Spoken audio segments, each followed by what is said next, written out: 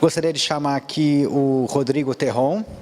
O Rodrigo é sócio-diretor da Horizon 4, entusiasta do movimento empreendedor na cidade de São Paulo e admirador das comunidades. Por gostar de resolver problemas, se tornou organizador de hackathons e fundou a Xiaoyi. E com essa startup tem sido evangelista desse tipo de inovação aberta, que traz mudança de cultura para a iniciativa pública e privada. Bem-vindo, Rodrigo, é um prazer ter você aqui com a gente.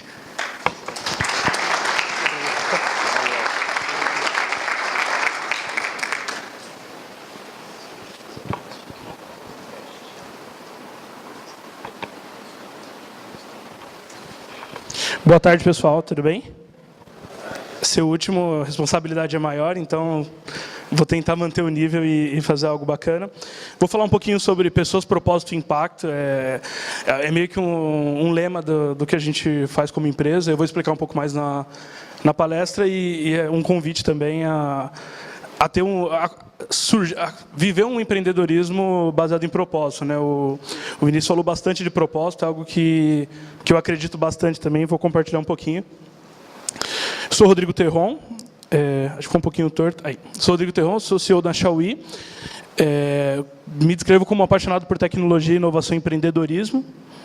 E vou começar com uma frase bem clichê, que é, acho que a base ali do empreendedorismo, que a melhor forma de você prever o futuro é você mesmo criar. E eu acho que ela é tão clichê que faz sentido. Então, acho que queria compartilhar essa frase. E aí falar um pouquinho da minha trajetória. Então, voltei em 2010, quando eu me formei no ensino médio. E, como todos, a gente se forma no ensino médio e a gente fala, cara, e agora? O que eu faço? O que eu vou fazer? O que eu vou estudar? Para onde eu vou? Ninguém explica muito bem isso antes e comigo não foi muito diferente. Eu vim de escola pública, então já comecei bem atrasado. Cheguei ali e falei, tá, e agora? Qual que é a minha missão? O que eu vou fazer? Gerou uma dúvida bem grande e eu acabei parando no call center, que foi a opção mais fácil, mais rápida. Comecei minha trajetória como funcionário, trabalhando no atendimento e dou muito valor para isso, porque eu aprendi muito no atendimento, tanto a lidar com pessoas, a conversar, a atender, entender a importância de um bom atendimento, mas para mim não era o suficiente. Na verdade, eu desde pequeno eu sempre quis empreender. Meus pais não têm aptidão para empreender, nunca gostaram e tal, nunca incentivaram, mas eu cresci muito com a minha avó também, acho que o Vinícius falou, e a minha avó era uma empreendedora assim. Acho que meu maior referencial de empreendedorismo sempre foi minha avó, e ela desde pequena ela falava, já estou com 60, nunca tive chefe, vou morrer sem ter chefe. E aí eu cresci com isso, eu falei, cara, eu vou no mínimo também querer ser empreendedor. Foi uma das pessoas que me apoiou quando eu decidi. Mas assim, eu comecei no call center e passei quase 6 anos da minha vida trabalhando, cresci nisso. Então, 2014 foi um ano que para mim foi muito bom, porque para mim eu cheguei no auge da minha carreira como funcionário. Foi um ano bem complexo, né? O ano da Copa, estava aquele monte de indefinição, o ano começou a aparecer o desemprego no país, mas eu estava muito bem. Eu tive, acho que, 3 promoções em 2014, cheguei no auge, eu trabalhava na multinacional, tinha uma equipe com 40 pessoas, respondia para a presidência da empresa, e aí, no momento, respondia, na verdade, eu tinha uma superintendente, a minha superintendente saiu da empresa, eu ia virar o superintendente no lugar dela, e aí foi quando eu falei, putz, não, mas acho que não é bem por aí. E aí eu comecei a me perguntar, eu estou mudando a vida de alguém? Tipo, será que eu aqui, todo o trabalho que eu faço, e na época eu tinha um portfólio de quase 30 corporações que eu atendia dentro da estratégia de crédito e cobrança, mas eu olhava assim e falava, cara, não, tem alguma coisa errada, não é bem por aí. E aí eu gosto muito dessa frase do Jobs, que ele fala assim, pô, não vou ler, vou transformar um pouco o texto, mas ele fala assim, se você acordar vários dias e você olhar e falar, cara, putz, eu não gostaria de fazer o que eu vou fazer hoje, talvez tenha alguma coisa errada e talvez está na hora de você mudar. E eu cheguei nessa conclusão, eu cheguei nesse momento e estava tudo muito legal, tudo muito bom, putz, eu tinha equipe, tinha funcionários, estava crescendo, a empresa estava muito bem. Então, nesse ano de 2014, a empresa que eu trabalhava, ela foi comprada por um grupo alemão. Então, tipo, a empresa explodiu. Hoje, ela cresceu pra caramba. Mas eu olhei e falei, não é para mim. Acho que eu estou no caminho errado. E foi quando eu decidi abandonar tudo para empreender. E eu coloquei o PDF, eu quebrei um pouquinho os GIFs, eu gosto muito de usar GIF nas palestras, mas basicamente a expressão da galera foi tipo, como assim? Você correu pra caramba, e eu sempre fui muito competitivo, então eu me esforcei o máximo para mim alcançar um destaque, cresci muito rápido na minha carreira, Mas assim, e aí, você saiu, daí a minha mãe foi uma das primeiras, assim, falou assim, como assim? Tipo, você tá bem, você trabalha, você tem um bom emprego, todo mundo quer um bom emprego, a galera estava começando a perder o emprego porque não estava legal o país, e você está pedindo as contas. Daí eu falei, sim. E aí foi quando eu comecei um pouquinho da minha trajetória. 2016, o famoso ano do tchau querido, eu estava no país naquele formato, foi quando eu comecei a me questionar, tipo, não vai dar tudo certo, não vai dar certo, não vai sim, não vai. E aí a gente já estava com um pouco mais de 1 ano e meio, quase 2 anos de empresa, numa insegurança total, e foi quando a gente, tanto eu quanto meu sócio, a gente falou, não, vai sim, a gente abriu mão de muita coisa, meu sócio também vem de corporação, e aí a gente já estava 2 anos sem salário praticamente, passamos por várias situações, e a gente falou, não, a gente vai fazer acontecer, e precisa fazer acontecer, e acho que foi nesse momento que a gente começou a ver o propósito de tudo aquilo que a gente fazia. E aí, 2017 foi um ano que a gente começou, assim, no começo do ano eu lembro que a gente sentou e falou, cara, não dá para acabar 2017 do jeito que acabou 2016. E 2017 foi um ano bem especial, porque acho que mais ou menos agosto, setembro foi o ano que começou a acontecer muitas coisas. Eu me lembro que no penúltima semana do ano, de 2017, na mesma semana, a gente começou a atender a Uber, que é uma mega empresa. Daí, na mesma semana, eu saí na Forbes. Aí saí na Época Negócios, começou a aparecer várias coisas. E eu falei, não, realmente eu não acabei de 2017 como eu acabei de 2016. E esse ano, para a gente, tem sido bem especial. E a provocação que eu trago nesse bate-papo rápido é: você está pronto para abandonar tudo e abrir mão de tudo para empreender? Você realmente quer? E aí trazer uma reflexão de se realmente não é para todos. Eu falo que o fato de realizar, não é todo mundo que é comprometido com a realização. Tem gente que para no meio do caminho, tem gente que abandona, mas assim, você está pronto realmente para abrir mão de muitas coisas por um propósito, porque você acredita em algo, e nisso você acaba trazendo várias brigas familiares. Eu me lembro que várias vezes a minha mãe falava, cara, você recebeu outra proposta, vai para o mercado, volta. E eu, não. E isso foi bem legal, assim. E aí eu trouxe aqui só o conceito muito básico de empreender, do dicionário, peguei no Google, que é decidir realizar, né? Tarefa difícil, trabalhosa, tentar, é uma travessia arriscada, ou simplesmente pôr em execução. Então, essa é a visão que desde o começo eu tive. Acho que se você estudar, você consegue aprofundar muito isso, mas de uma forma muito direta, empreender nada mais é do que executar. É o poder de você ir lá e executar algo. O Rodrigo, que palestrou, ele falou que empreender é diferente de administrar, e eu tive que aprender a administrar, porque eu tinha vontade de empreender, mas aí você descobre que você tem que emitir nota, você descobre que você tem que fazer um monte de coisa e não é tão simples assim. Aí você vai aprendendo e cada vez vai ficando mais complexo. Mas assim, empreender nada mais é do que você falar, eu vou executar e ponto. Opa, e aí aqui é um pouco do conceito que eu acho... Espera, acho que eu pulei um. Não, tá certo. Escolha uma ideia, faça dessa ideia a sua vida. Eu gosto muito desse pensamento, porque ele reflete muito. Hoje nem tanto, mas assim, quando vinha aquela vontade de falar, não, tá tudo errado, vou desistir, a gente olhava para o objeto que você está construindo e você fala, não, mas peraí, eu não posso desistir. E aí você começa a olhar para as pessoas também e fala, não, mas tem gente olhando, tem gente que falou para mim, tipo, não, vai, continua, tem gente se inspirando, e como que você desiste? Então, assim, esse pensamento traduz bastante. E aí eu trago aqui alguns aprendizados, coisas que, se alguém tivesse falado antes de eu começar a empreender, talvez eu teria errado menos, e isso seria importante. Então, tudo começa com uma ideia. Não, tudo começa com um problema. Acho que o maior erro do empreendedorismo é achar que começa com uma ideia. Não, uma ideia legal. Se você tem uma ideia legal, mas ela não resolve o problema de alguém, e quando eu falo resolver, qual o conceito? Como você sabe se resolve ou não? Se alguém está disposto a pagar. Então, assim, se ninguém está disposto a pagar pela sua ideia, ela não resolve o problema de alguém. Porque quem tem um problema e vê uma solução, essa pessoa está disposta a pagar, e isso é fato. Então, tudo começa com um problema. E aí, acho que é tão difícil de identificar. Eu falo que eu identifiquei um problema depois de quase 2 anos empreendendo, porque até então a gente ia se virando e não, vamos empreender, mas não tinha de fato um problema para resolver. Aí você passa por uma etapa de validação, E validação é algo extremamente importante e muito ignorado no processo. Então, assim, todo mundo acha que a ideia é revolucionária e eu vou colocar em produção, mas ninguém para validar se aquilo realmente, de fato, existe. Se realmente, de fato, resolve o problema. Se o problema ele realmente é um problema. E aí eu trouxe, até mudei esse slide, eu trouxe um aprendizado. Eu estive em São Francisco agora e uma das visitas que a gente fez foi na Amazon, com uma área de inovação, e a pessoa que falou, ela falou, olha, aqui na Amazon, quando alguém vem com uma ideia de um produto novo, ela volta com 3 desafios. Primeiro, ele precisa criar um press release dessa ideia. Então, se ele teve uma ideia, e a Amazon, acho que todos aqui devem saber, mas hoje ela é considerada uma das marcas mais valiosas do mundo. Acho que a segunda empresa vale $1 trilhão de dólares. Então, assim, ele falou, cara, primeiro você vai criar um press release disso. Então, assim, se a gente fosse sair na mídia hoje, o que sairia a respeito dessa tua ideia? Segundo, você vai fazer um FAQ. Se alguém fosse olhar esse produto criado e tivesse uma dúvida, quais dúvidas essas pessoas teriam? E por terceiro, criar um manual. Eu achei muito legal essa metodologia. E aí, se sua ideia, se seu produto sobreviver a isso, vai lá e cria, porque faz sentido. E a Amazon falou que eles têm usado isso há alguns anos como forma de validação. Então, assim, como eu sei que aquilo tem relevância, como eu sei que aquilo realmente vai mudar o mercado, que aquilo vai transformar um setor, que aquilo vai mudar vidas, sem validar. E aí eu achei bem legal esse formato de validação. Tem muitas metodologias, e acho que vale a pena estudar metodologia. A metodologia está aí para ajudar, para facilitar, mas essa é uma que eu achei interessante e que eu acabei de aprender, já estou usando num projeto.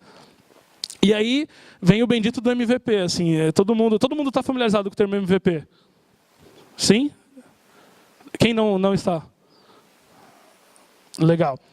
MVP, então assim, vou empreender, legal, tenho uma ideia fantástica que vai mudar o mundo, validei, realmente a ideia é fantástica, talvez ela não mude o mundo, mas ela é fantástica, mas como que eu começo? E aí é bem interessante porque a gente aprendeu MVP na prática, a gente não tinha recurso, e sem recurso você fala, qual que é o mínimo que eu posso fazer?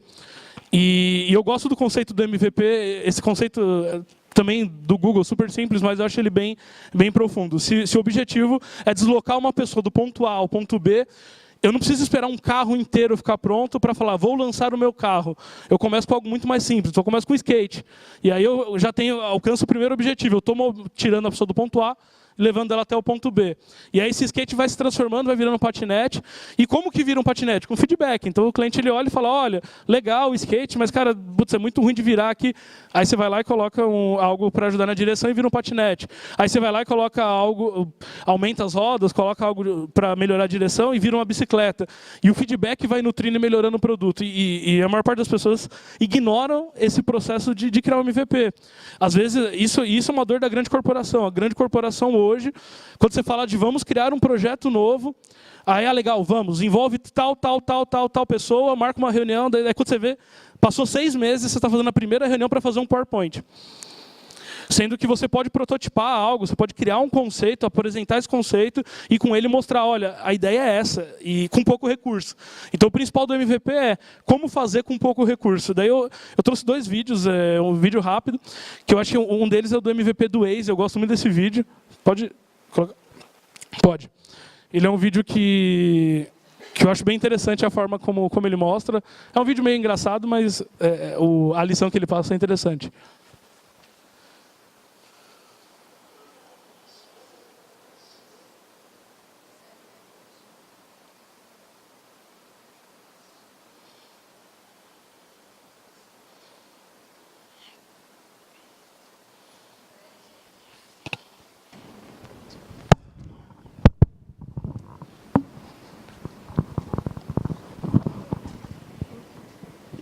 Como que é o nome da rua mesmo? Esconde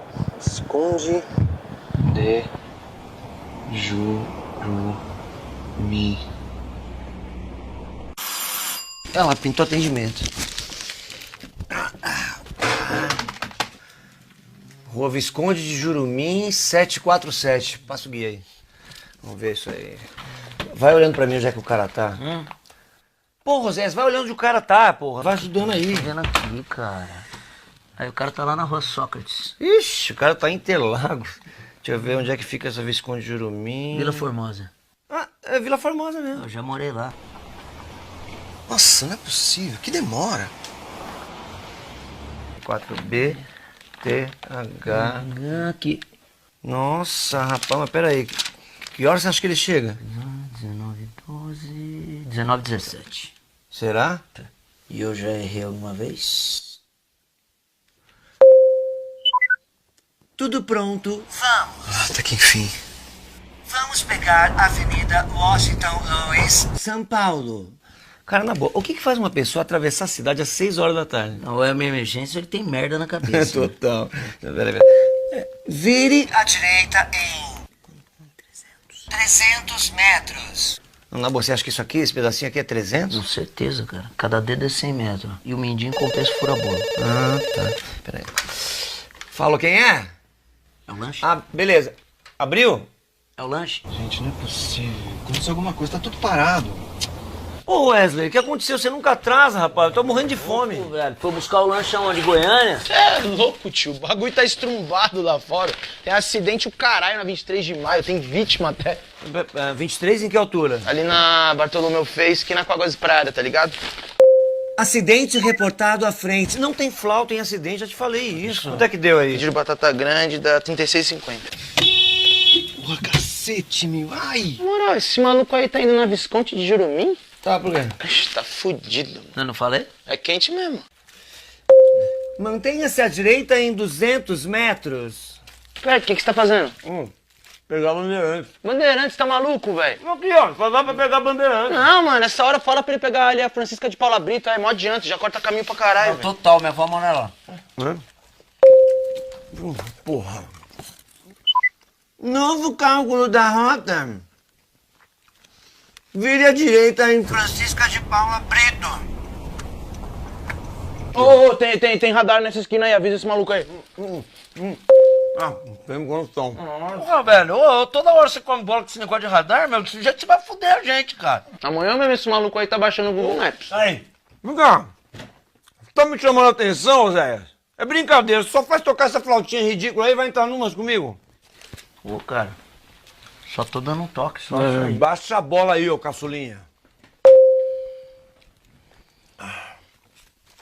Mantenha-se à direita em Afonso da Sagnoli Taunay. Você disse? Não enche o saco, gente. Eu leio o que tá escrito aí, pronto, foda-se.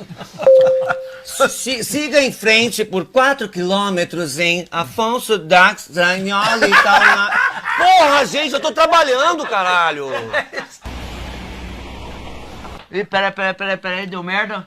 Mudaram a voz do aplicativo. Puta que pariu. Paulão! É impressionante, é muita carência, né? A pessoa mudar a voz no meio da corrida é uma palhaçada. É mudar a voz aí. Segura aqui, já. Silvio Luiz, manda virar à esquerda. Quantos metros? Em 200 metros, vire à esquerda na canhotinha. Não tem flautinha, porra!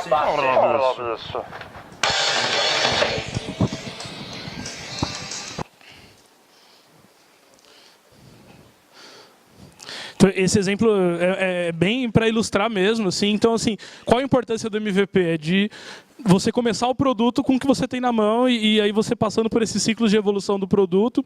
E esse ciclo de evolução ele vai trazer maturidade para realmente você validar o produto. Então, assim, não sei se vocês perceberam, estava um pouco baixo aqui, mas uma hora o cara fala, amanhã mesmo ele está baixando o Google Maps. Então, assim, quando você tem um MVP, você fica muito atento ao movimento da concorrência. Então, isso vai trazendo maturidade, porque você vai absorvendo o feedback do cliente, do usuário e melhorando sua solução.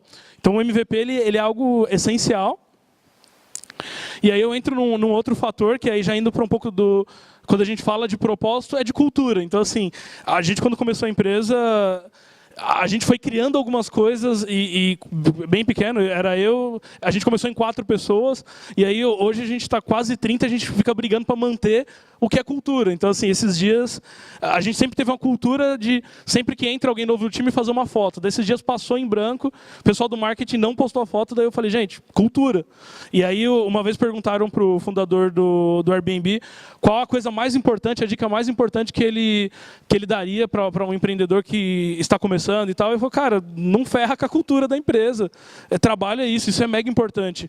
E cultura é algo que, assim, é como nasceu, sabe? A gente, quando nasce uma empresa, a gente tem todo aquele ânimo, a gente se preocupa com várias coisas, faz várias coisas de uma forma interessante, e aí no meio do caminho a gente vai perdendo aquilo, vai engessando, vai travando alguns conceitos. Airbnb hoje continua uma empresa mega case de cultura. Outra empresa que as pessoas falam que o documento mais valioso que já nasceu no Vale do Silício é o guia de cultura do Netflix. Então, assim, o Netflix é uma empresa que hoje tem 6 mil funcionários e eles continuam com a cultura como se tivesse ainda dos 10, 15 quando começou. A Amazon, uma vez perguntaram a Amazon comprou a Zappos, que é uma empresa de sapato, e perguntaram pro Jeff por que ele comprou uma empresa de sapatos, se ele é um e-commerce e tal. E ele falou, não, eu não estou comprando as Zappos, eu estou comprando a cultura deles. Então, assim, ele não tinha esse fator de cultura, ele buscou uma empresa, comprou essa empresa para trazer e melhorar a cultura da Amazon. E hoje eles são gigantes. Então, assim, pensar na cultura é algo muito importante. E aí, falando de cultura, então, assim, só passando todos os passos. Tive uma grande ideia, legal, vou mudar o mundo, validei essa ideia, tenho o MVP. Por que eu coloquei cultura aqui? Porque você tem um passo mega importante, a sua capacidade de atrair pessoas para trabalhar com você. E a cultura tem tudo a ver com isso. A primeira pessoa que eu tive que atrair foi meu sócio. Então, eu tive que convencer ele, acho que foi quase 6 meses, e aí, cara, a gente vai fazer, não vai, faz alguma coisa, não faz. E a maior parte dos investidores, eles falam que eles avaliam a capacidade da empresa com base em quem está ali dentro dela. Então, assim, se você não tiver a capacidade de vender aquele sonho para quem está do lado, é muito difícil você vender isso para um cliente. Então, eu usei essa foi uma matéria nossa que saiu no começo do ano. Essa parte eu coloco esse slide porque eles colocaram o chau e a arte de ganhar dinheiro. A gente não aprendeu a ganhar dinheiro ainda, mas a mídia pesa um pouquinho. A minha mãe, quando leu isso, ela falou, então não entendi, o que está acontecendo? É sério, deu B.O. essa matéria. Todos os meus amigos acharam que eu estava rico. Não é bem assim. Mas assim, a primeira pessoa que eu tive que trazer foi o Abraão, meu sócio, e aí a gente teve, tipo, tá, legal, agora a gente precisa de pessoas boas. Só os dois não vão mudar. Aqui, essa foto está mega desatualizada, eu até procurei uma foto mais atualizada, mas na correria, hoje a gente não consegue fazer uma foto com todo mundo, é muito difícil. Então aqui tem parte do time, e esse time, tipo, eu acho que hoje... Talvez, assim, se você falar, cara, o que você construiu de mais impactante nesses 3 anos? Foi o time. Acho que a coisa mais fantástica que a gente tem é esse time, porque eles que tornam tudo possível e é muito difícil você conseguir algo sem ter uma boa equipe. Então, assim, você está empreendendo, você quer empreender, você tem isso como objetivo, você vai ter que atrair pessoas boas. E aí, atrair pessoas boas, às vezes, você tem que ter decisões estratégicas. A gente começou a crescer como empresa, e eu me lembro o dia que eu virei para o meu sócio e falei assim, cara, a gente vai pagar mais para os funcionários do que a gente vai ganhar. Aí ele olhou, não, como assim? Eu falei, cara, senão a gente vai trazer gente boa. E aí a gente começou a trazer, a gente tem isso também é muito cultura nossa. Desde o começo eu falei, cara, eu nunca vou trazer um funcionário para ganhar menos do que ele ganha. Porque a gente, como empreendedor, decidiu, a gente estava lá em cima, tinha várias coisas legais, a gente decidiu entrar num formato complexo, a gente decidiu abrir mão, mas não é todo mundo que tem que abrir mão. Eu vejo muito empreendedor e vai chamar e fala, cara, putz, vem empreender, mas vem no equity, mas eu não tenho dinheiro, não vou te pagar. Não, pelo contrário, a gente sempre teve uma política de, cara, a gente precisa pagar essas pessoas e pagar bem. A gente não pode oferecer algo inferior ao que o mercado oferece. E isso foi um diferencial nosso e a gente sempre priorizou pagar a equipe bem para a empresa crescer, e isso virou um diferencial, é parte da nossa cultura, e a gente sempre traz pessoas para ganhar mais do que ela ganha no mínimo. No mínimo, ela vai ganhar um pouco a mais, nunca menos, porque a gente entende que as pessoas têm padrão de vida e é importante manter. E aí, hoje a gente tem um time muito bacana. Daí começam algumas dores, e isso foi algo assim mega fantástico que a gente sempre teve, que é buscar bons mentores. E até hoje, assim, hoje a gente tem excelentes mentores que são pessoas que estão no dia a dia acompanhando e quando aperta você fala, cara, me fala nessa situação o que eu faço. E aí esse cara ele tem mais experiência, ele já passou por isso, ele consegue dar um direcionamento. E às vezes o empreendedor se coloca numa roupa de super-herói e fala, não vou perguntar como fazer. A gente sempre teve muitos mentores e hoje a gente é mentor em várias coisas. Acho que ainda um dos mentores mais fracos, mas a gente já tenta ajudar outras pessoas. Mas assim, a gente sempre foi rodeado de várias pessoas e vários mentores nossos eles viraram evangelizadores do produto. Então tem um mentor nosso que é super engraçado, porque ele toda semana aparece alguma coisa e fala, não, o Rodrigo que indicou, tal. Aí outro dia eu liguei para ele e falei, cara, vai devagar que eu não estou dando conta de atender todo mundo. E ele começou como mentor e ele falou, cara, eu sinto tanto orgulho de ver o quanto vocês crescerem em tão pouco tempo que eu quero falar para as pessoas, quero brigar para as pessoas se aproximarem, contratarem, gerar negócio com vocês. Então, assim, ter mentor é algo mega importante. E aí aqui no vídeo do Renato Toy, o Rafael Figueroa, do Portal Telemedicina, que foi também um dos mentores, eu me lembro da conversa com ele, foi uma conversa mega incrível, ele deu vários toques, e ele fala, cara, tem os grandes perto, e aí é outra mentalidade da startup que é mega errado. A startup nasce e fala, não, agora eu criei a minha fintech, eu vou destruir todos os bancos, eu vou acabar com eles, eu não vou me relacionar com eles, e eu não quero nem chegar perto dos bancos. Peraí, os caras têm grana, os caras têm clientes, e o que eles não têm é o mindset. E aí, assim, eles querem se aproximar das startups, eles querem entender como a startup funciona, porque para eles é interessante mudar. E aí a gente também cresceu muito. Hoje a gente atende, basicamente, 80% dos nossos clientes são grandes corporações.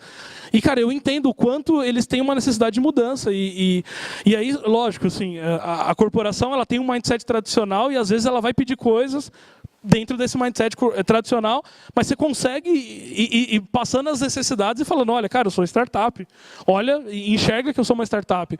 Então, assim, a gente sempre esteve perto das grandes corporações, tanto das de tecnologia, então hoje a gente tem parceria com todas elas e sempre que a gente precisa, eu me lembro de isso bem no começo, acho que a gente tinha uns 4 meses de empresa, a gente tinha uma licença da Adobe e aí venceu essa licença da Adobe e a gente tinha uma entrega muito importante para fazer. E aí eu falei, caramba, e agora? Eu fui olhar, acho que era 3.500 o pacote do Adobe. Eu falei, cara, eu não tenho grana para fazer isso. É mais do que o projeto que a gente está fazendo. E aí eu fui no LinkedIn, chamei o vice-presidente da Adobe no LinkedIn e falei, cara, na boa, você é o único que pode ajudar. Eu não sei se vocês têm programa com startup, não tem, mas eu vou te passar a minha necessidade. Eu preciso de uma licença em 24 horas para entregar um projeto e a sobrevivência da minha empresa depende disso. E aí deu meia hora, cara. Ligou uma pessoa do atendimento da Adobe e falou, fulano de tal, vice-presidente de tal, veio uma diretriz. Nessa época, isso foi em 2015, eu acho, a Adobe me ligou e me deu a licença tipo por... Acho que foi 5% do valor dela, parcelado em 12 vezes. E aí, isso foi super legal. E é legal vocês entenderem assim, depois ter o retorno. Aí, depois de um tempo, a gente foi decorar a sala. E aí, a gente tinha que definir uns desenhos, o que a gente ia colocar no escritório. Eu falei, cara, coloca o logo da Adobe na parede. E aí, a gente colocou, tirei uma foto, mandei para esse cara, que é o Fed. Falei, cara, obrigado, porque lá atrás você ajudou a gente e tal. E aí esse cara me retornou e falou, cara, esse foi o melhor e-mail que eu li no ano, tipo, porque eu achei que foi uma ação mega insignificante para mim, eu não precisei fazer nada e agora eu estou vendo o retorno que teve o impacto. Então, assim, as grandes empresas, agora está bem melhor, mas elas estão aprendendo a lidar com a startup e, cara, você precisa se aproveitar disso, você precisa chegar perto e entender como a corporação pode ajudar. E todas querem.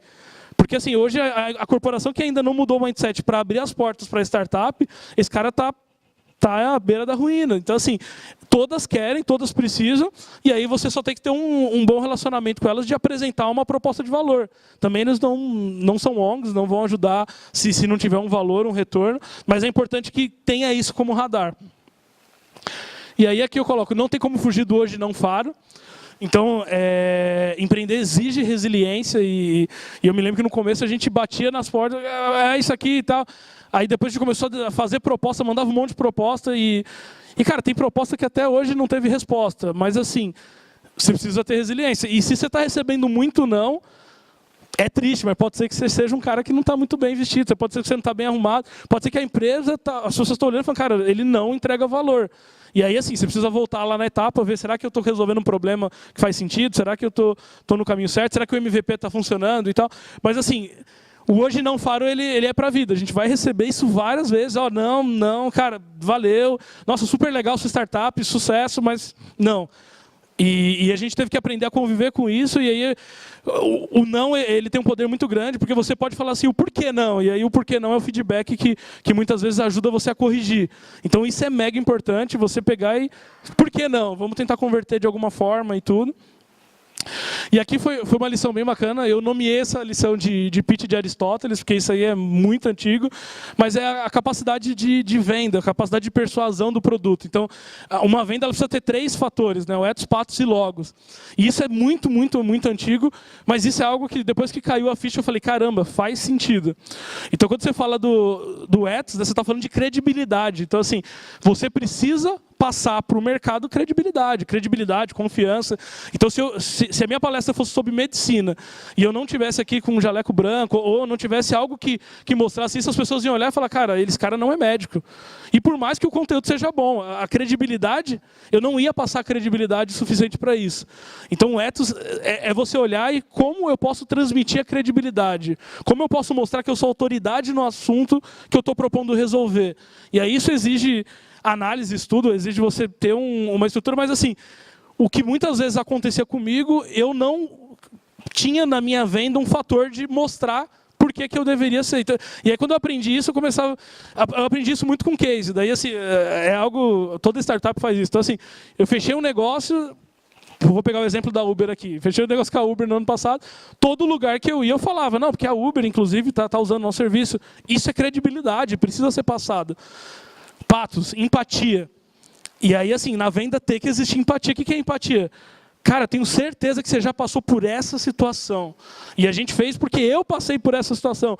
A pessoa que está do outro lado, ela precisa olhar e falar assim, essa empresa me entende. E isso é a relação de empatia. Muitas vezes você quer empurrar o produto, você quer empurrar a startup, você quer... Cara, mas faz sentido para a empresa e a questão da empatia é muito importante. Então hoje, quando a gente vai começar o processo de venda, a gente já fala, cara, tenho certeza que você já passou por essa situação, é a situação que a gente passa também. E, cara, faz todo sentido. Então, por exemplo, eu vou falar um pouco no final aqui. Falaram que eu podia ficar 1h30, então... Não... Eu vendo um produto mega complexo. Quem aqui já ouviu falar de hackathon? Eu vendo hackathon para corporação. Então, assim, quando eu chego lá, o cara, tipo, hack o quê? Do que você está falando?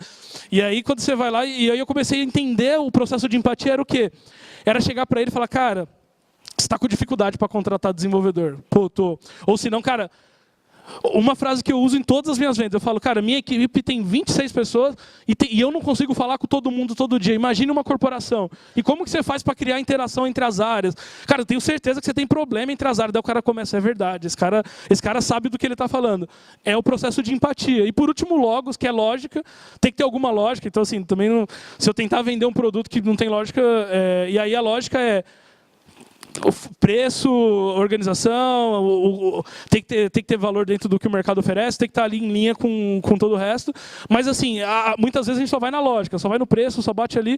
Cara, tem que ter credibilidade, você tem que construir uma credibilidade e tem que ter a empatia. Então, isso foi bem importante para mim. No meu pitch de venda, eu sempre tentei construir com esses 3 fatores.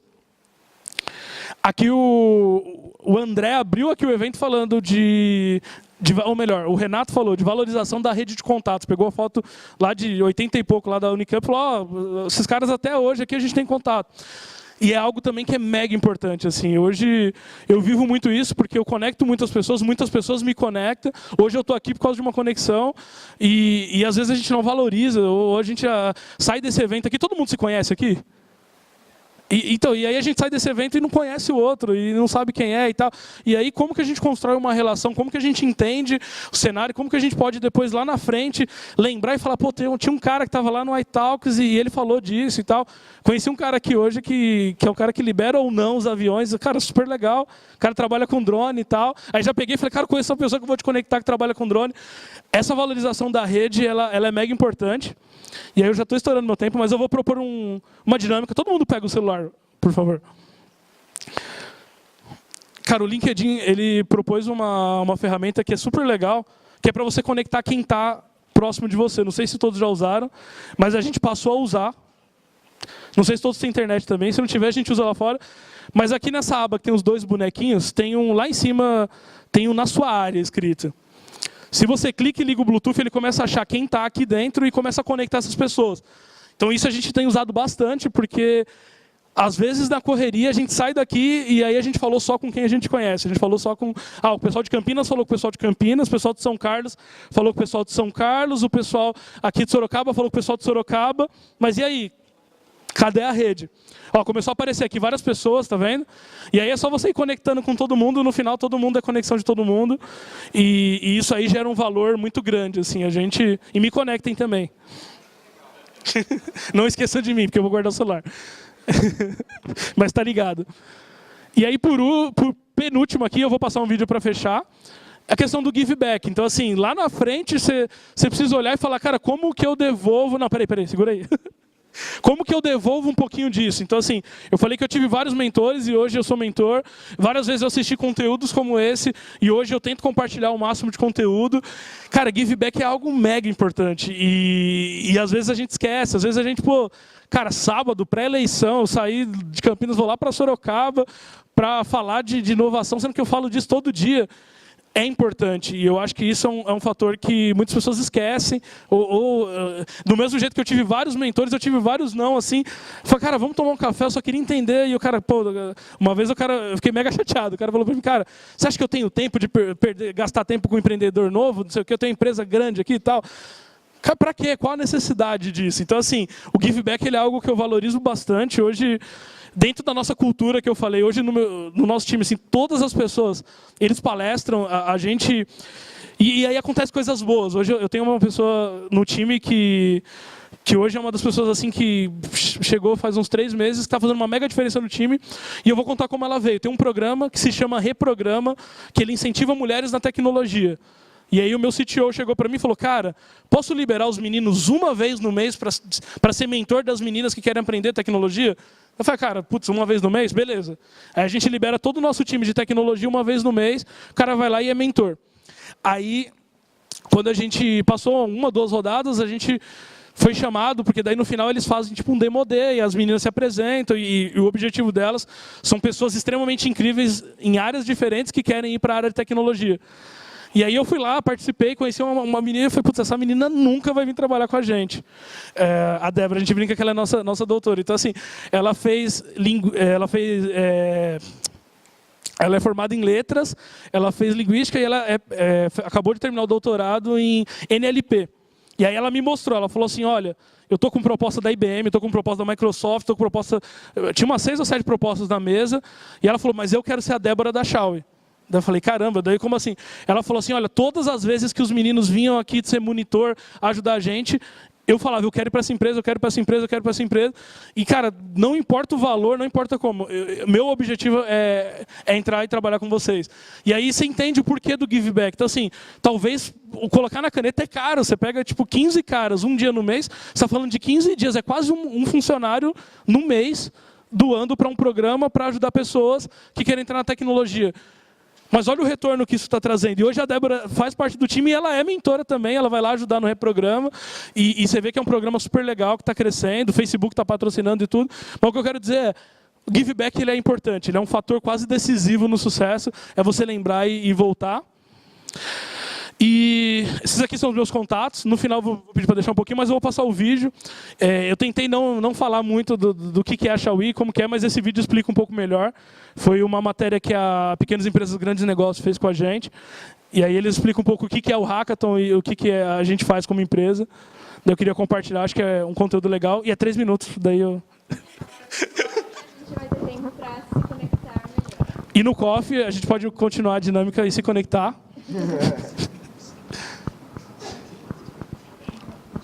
Na área de tecnologia é muito comum a gente ouvir falar do Hackathon.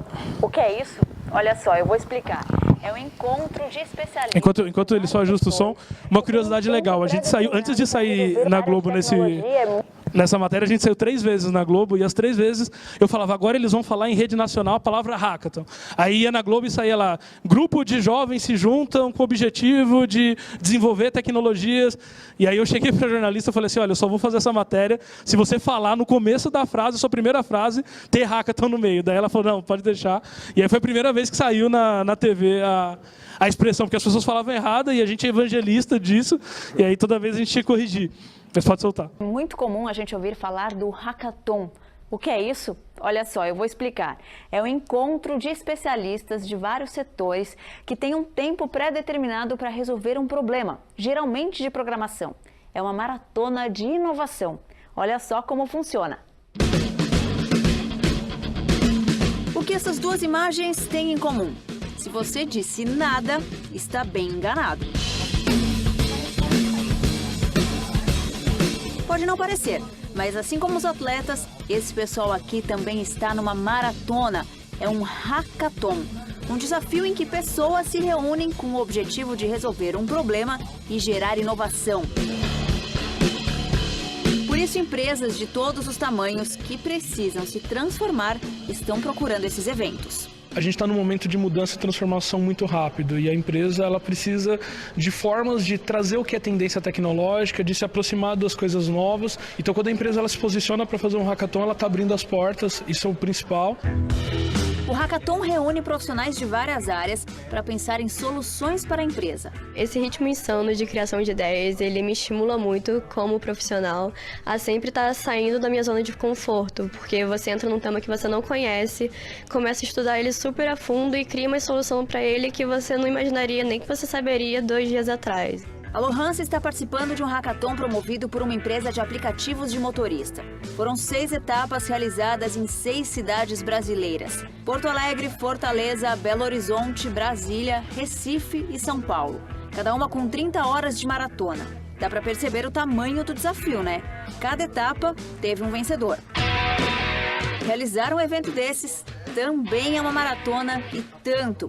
Por isso, o Rodrigo resolveu fundar uma startup para promover hackathons. Só esse ano já fez mais de 20. Eu falo que o hackathon é fazer um casamento, ele tem cuidado com convidados, com decoração, ele tem cuidado com a organização. Se você não tem um cerimonialista ali, você fica uma bagunça na hora. Além de cuidar de cada detalhe do evento, a startup desenvolveu uma plataforma que gerencia o processo. Nós acompanhamos a final do hackathon de empresas de aplicativo de motoristas. Cada grupo fez um pitch, uma apresentação rápida do projeto.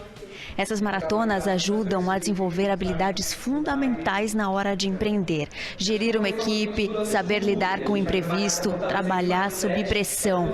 E também a como elaborar um pitch. Aqui é para jurados, mas poderia ser para investidores. O anúncio da vitória tem tanta felicidade quanto cruzar a linha de chegada de qualquer maratona. A equipe vencedora foi a de Porto Alegre.